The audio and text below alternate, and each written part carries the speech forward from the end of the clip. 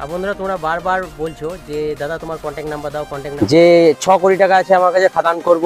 অনেক কোম্পানিতে কাজ করেছি কিন্তু এইরকম ধরনের ডাইনি দেখো বড় বড় ঘর কিন্তু ভেঙে খাদান করছে, কোনো কোম্পানিতে পাই নাই। এই ফার্স্ট টাইম এখানে ভালো পাথর আছে, ধরো মাটির নিচে যে সব পাথর, মানে এটা একদম সিনেমার মতন হয়ে গেছে, একদম টাইম কিনেছি ধরো, ঠিক আছে। তো যাই হোক, বা 20 কোটি টাকা আছে আমার কাছে খাদান করবো। স্টার্ট হয়েছে 2009-এ আর শেষ হয়েছে 2010-এ, ঠিক আছে। So hey guys, welcome back to my blog. বন্ধুরা চলে এসেছি নতুন আবার একটা ব্লগ নিয়ে। আর বন্ধুরা একেই তো পাথরের মার্কেট খারাপ, পাথর ধরো আমাদের 500 টন মতন পাথর হয়ে গেছিলো, ঠিক আছে। তো 110 টন মতন পাথর উঠলো আজকে। তো যেই গাড়িগুলো ধরো আজকে মার্কেটে ঢুকেছে সেই গাড়িগুলো কিন্তু সব মুরগবুনির ধরো ড্রাইভার, ঠিক আছে। সেই জন্যই কিন্তু গাড়িগুলো মুরগবুনি হয়ে নিয়ে আসতে পারলো। তাহলে ব্যাপারটা হচ্ছে মুরগবুনি রাস্তা বন্ধ করে দিয়েছে, আর যত কিন্তু ড্রাইভার আছে মুরগবুনির সবাই কিন্তু নিজের নিজের গাড়ি কিন্তু ওদের গ্রামের ভেতর হয়ে নিয়ে আসতে পারছে, ঠিক আছে। কারণ এখানে লোড করে নিয়ে গিয়ে গ্রামে দায় করে তো আরও হয়ে বেরিয়ে চলে যাচ্ছে, ঠিক আছে। তার মানে মুরগবুনি যে বাইপাসটা আছে সেই বাইপাসটা কিন্তু কেটে দিয়েছে, আর এই পাশটা যেটা মেন রোড আছে গ্রামের ভেতরে সেইটা কিন্তু চলছে। তো ওদের গ্রামের যে ড্রাইভারগুলো আছে বা খালাসি আছে তারা কিন্তু নিজেদের গাড়ি ভেতরে ঢুকতে পারছে, বাকি লোক কিন্তু সব সোচ্চাল হয়ে ঢুকতে হচ্ছে, ঠিক আছে। আর ব্যাপার হচ্ছে আমাদের কেসারে 110 টন আজকে 5-8 উঠলো ধরো। আর আজকে রবিবার মার্কেটে ঠিক সেরকম ধরো গাড়ি আসছে না এখন কদিন থেকে, বাজার খুবই খারাপ। দেখো 5-8 এই অল্প উঠেছে, মানে 110 টন মতন, এখনও মোটামুটি 400 টনের কাছাকাছি 5-8 আছে এটা। তো চলো বন্ধুরা, কিছু করার নাই। আর আজকে রবিবার, আজকে দেখানোর মতন কিছু নাই, তবে সামনে বিশ্বকর্মা পুজো আসছে, তো আমাদের অফিসগুলো ঝাড়াঝাড়ি করছে, তো সব স্টাফগুলো ঝাড়ছে, তো দেখি কেমন ঝাড়ছে। ধরো আমাদের কেসারে ধরো সমস্ত রুমের মধ্যে যত বই খাতা পত্র কাগজ পাতি যত যা ছিল ধরো সব বাই করে দিয়েছে, ঠিক আছে। সমস্ত কিছু বাই করে দিয়েছে, বাইরে কম্বল টম্বল সব বাই করে দিয়েছে, তার মানে পরিষ্কার হচ্ছে জায়গাগুলো, মানে নতুন করে ধরো বছরে একবার পরিষ্কার করছে, সামনে বিশ্বকর্মা পুজো আসছে যেহেতু। তো চলো ভিতরে আরও খালাসি গেলা কেসারের আমাদের পরিষ্কার করছে, যেহেতু আজকে রবিবার কোনো কেসারে কাজ নাই, 3 দিন থেকে কেসার বন্ধ আছে। তো চলো একবার দেখি কি কাজ করছে ওরা। ও আর এদিকে সব এখন ঝাড়াঝাড়ি করছে, পরিষ্কার করছে রুম। আর রুমের মধ্যে ঢুকে গেলে গম গম গম গম করছে আওয়াজ। তবে কান নিচের উপর প্রচণ্ড পরিমাণ বস্তা চাপানো ছিল, আর ওইদিকে একজন ঢুকে আছে, আর এদিকে একজন দুজনা, আর আমরা 3 জনাই আছি কেসারের মধ্যে আজকে। আর এটা আমাদের কেসারের রান্নাঘর। আর বন্ধুরা মেন ব্যাপার হচ্ছে যে বই খাতাগুলো সব যখন পরিষ্কার করছিলাম দেখছিলাম যে কোনো কাগজপাতি ধরো কোনো খাতাপত্র ভালো আছে নাকি, ঠিক আছে, চেক করছে, বা কোনোটা কাজের বটে নাকি। তো তার মধ্যে চেক করতে করতে আমরা একটা জিনিস পেলাম, আর এটা হচ্ছে সেই জিনিস। তো তোমাদেরকে দেখাই চলো, তো বাইরে নিয়ে যাই তারপরে বুঝতে পারবো ভালো। ডায়েরি নিয়ে কিন্তু আমি বাইরে চলে এলাম, আর তোমাদেরকে দেখাই চলো যে ডায়েরির মধ্যে এমন কি কি আছে। তো চলো প্রথমেই, পরের ডায়েরি ধরো পড়তে না জানি, তবু প্রথমকার দুপাতা তোমাদেরকে দেখাবো। প্রথমেই কিন্তু দেখতে হবে, দয়া করে কেউ ডায়েরি খুলবেন না, do not open the diary. খুলবেন না, খুলবেন না, চারিদিকে লেখা আছে do not open, don't open.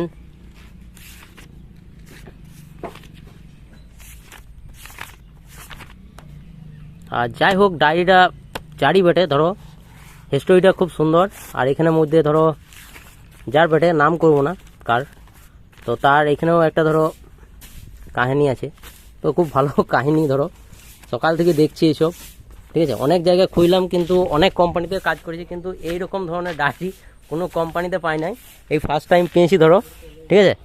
তো যাই হোক ডায়েরিটা পড়ে খুব ভালো লাগলো, কিন্তু ধরো সবাইকে দেওয়াটা ঠিক না ডায়েরির ব্যাপারে জিনিসটা। তো যাই হোক চলো। আর বন্ধুরা ঘটনাটা হচ্ছে কিন্তু 2009 থেকে 2010, আর 10-এই কিন্তু ঘটনাটা পুরো শেষ, ঠিক আছে। তাহলে এটা একদম সিনেমার মতন হয়ে গেছে, একদম স্টার্ট হয়েছে 2009-এ আর শেষ হয়েছে 2010-এ, ঠিক আছে।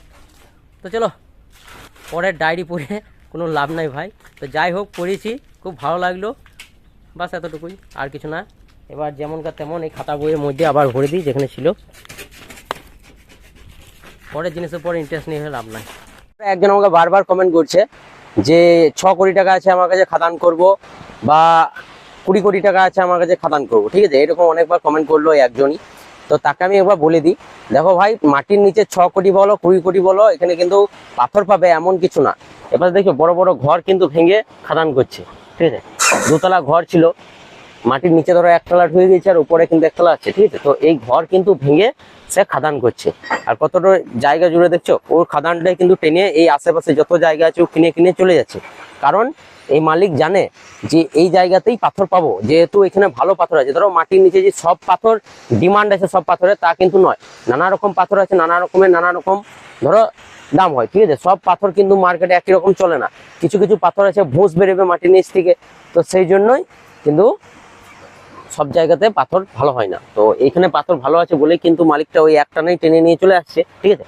আর সব জায়গায় তুমি যে জায়গা পাবে কিনে, তা কিন্তু পাবে না। কেউ কিন্তু জায়গা বিক্রি করতে চায় না, আর বিক্রি করলেও যা দাম বলবে সেই দামে কিন্তু তুমি দিতে পারবে না, ঠিক আছে। তো বারবার বলে দিচ্ছি, ওই খাদান করার গল্প ছেড়ে দাও। তার মানে এখানকার পুরোনো মালিকরাই নতুন করে খাদান বানাতে পারছে না, এমন ব্যাপার। তো তুমি নতুন এসে পরে এখানে খাদান করবে, চলো ধরে নিলাম তুমি খাদান করবে, তো যেই মাটিটা খুঁড়বে, খোঁড়ার পর যে মাটিটা ফেলবে, সেই ফেলার জায়গাটা কই তোমার? দ্বিতীয় কথা হচ্ছে, ধরো পুরোনো মালিকরা আছে এখানে আছে, সেই মালিকরা ধরো ওখান থেকে মাটিগুলো এনে এই খাদানে ফেলে দিতে পারে, কিন্তু নতুন যারা আসবে তারা পারবে না। তো তোমার একটি ভালো কথা, তুমি কেসার লিজ নিয়ে নাও, প্রচুর প্রচুর প্রচুর পরিমাণে কেসার আছে, সেই কেসারগুলো লিজ নিয়ে নাও। খাদানের গল্প যেতে যেও না, কারণ খাদান যারা পুরোনো ধরো মালিক আছে তারাই পারবে, নতুন কেউ পারবে না, প্রচন্ড পরিমাণ রিস্ক আছে। একটা জিনিস বন্ধুরা, তোমরা ভাবছো যে হ্যাঁ 6 কোটি টাকা এখন নিয়ে নেমে গেলাম, 6 কোটি টাকাটা কম না, কিন্তু খুঁড়তে খুঁড়তে ধরো পাথর পেয়ে যাবো, তখন ধরো এমনি আরো টাকা ধরো পুঁজি ওখান থেকে লাগাতে পারবো, কিন্তু তা না। ধরো মাটির নিচে সাবমার্সাল যদি করতে চাও বোরিং, তো কত ফুটে তোমার লেয়ার আছে তা তুমি নিজেই জানো না, ঠিক আছে। তো হয় সামনেই পেয়ে যেতে পারো লেয়ার, আর না তো লেয়ারই পাবে না, এমনও হতে পারে, ঠিক আছে। ঠিক সেই রকম এখানেও রিস্ক আছে, আর এখানে 6 কোটি টাকা পুঁজির ব্যাপার আছে, ঠিক আছে। তো সেই জন্যেই খুব রিস্ক আছে খাদানে, আর লেয়ার পাবে নাকি সেটাও কোনো গ্যারেন্টি নেই, ঠিক আছে। আর আমাদের কেসারের বলতে গেলে, আমাদের কেসারে মাসে 1 লাখ টাকা জেসিবিতে তেল খেয়েছে, ঠিক আছে। 1 লাখ টাকা যদি জেসিবিতে তেল খায়, 6 লাখ টাকা 6 কোটি টাকা কিছুই নয় পগলেনের কাছে, কারণ একটা পগলেনে খাদান করতে হবে না, 2টো পগলেন চাই। আর এখানে জায়গা ধরো কি বলবো তোমাদের, এখানে জায়গার যা দাম, তো সেই জায়গাতে ধরো 6 কোটি টাকা জায়গাটা কিনতেই চলে যাবে, তো খোঁড়াখুড়ি কাজ তুমি বাদই দাও। গাইস আজকে রবিবার, আর আজকে কিন্তু মুরগবুনির যে ফাইসালাটা ছিল, সেই ফাইসালাটা কিন্তু হওয়ার কথা ছিল, ঠিক আছে। কিন্তু আজকে যদি ফাইসালা না হয় তাহলে সোমবার হবে, আর সোমবার যদি না হয় তো এখন টোটালি বন্ধ হয়ে থাকবে। কারণ সোৎসাল হয়ে কিন্তু গাড়ি এই হরিণসিংহা মার্কেটে ঢুকবে না, কারণ 800 টাকা 900 টাকা খরচা হচ্ছে। এত খরচা করে কে গাড়ি লোড করতে আসবে ভিতরে? তো পাচামিতে বলো, চাঁদা মোড়ে বলো, এইসবগুলোতে গাড়ি লোড করে বেরিয়ে যাবে। সোৎসাল থেকে তালবান পর্যন্ত আসতে 500 টাকা রাস্তা খরচা। আর গাইস একজন আমাকে বারবার কমেন্ট করছে, বলছে চালনার কত দাম। দেখো দাদা, চালনার কত দাম আমি কিন্তু বলতে পারবো না, ঠিক আছে। কারণ চালনা ধরো ভিন্ন দাম আছে, এখানে এলে পরে তুমি সব রকমের চালনা পেয়ে যাবে, নেটের চালনা বলো, প্লেটের চালনা বলো। তো বর্ষার সিজনে কেসারে কিন্তু সব থেকে ভালো এমনি ধরো নেটের চালনা, ঠিক আছে। তো নেটের চালনা, কারণ নেটের চালনাতে কি হয় যে নেটের চালনাটা ঝাড়ে ভালো, আর সরু সরু রোডের মতন তো তারের, সেই জন্যই কিন্তু মাটি ধরে না। আর প্লেটের চালনাটা কি হয়, প্লেটের চালনা প্লেটের মধ্যে ধরো ছোট ছোট ফুটো হয়ে থাকে, ঠিক আছে। তো ফুটোটার মধ্যে উপরে যেই জায়গাটা থাকে, সেই জায়গাতে কিন্তু প্রচণ্ড পরিমাণ মাটি ধরে নেয়। তো সেই জন্যই কিন্তু তারের চালনাটাই ভালো, আর তারের চালনাতে মাল ভালো ঝাড়ে বর্ষার সময়। আর তারের চালনার দামটা কম, আর প্লেটের চালনা কিন্তু দামটা বেশি পড়ে যায়। তোমরা বারবার কমেন্ট করছো যে দাদা তোমার কন্ট্যাক্ট নাম্বার দাও, ফোন নাম্বার দাও। তো তোমাদেরকে আমি বলি, দেখো আমি কন্ট্যাক্ট নাম্বার দিতে পারলাম না, কারণ আমার ওখানে যোগাযোগ করার জন্য আমি অন্যরকম সিস্টেম করে রেখেছি, যে আমার চ্যানেলে যে ডিসক্রিপশন আছে ওইখানে কিন্তু ফেসবুকের লিঙ্ক দেওয়া আছে, ঠিক আছে। তো ওখান থেকে ফেসবুকে যাও, ফেসবুক থেকে আমাকে মেসেজ করো, রিপ্লাই আমি অবশ্যই দেবো।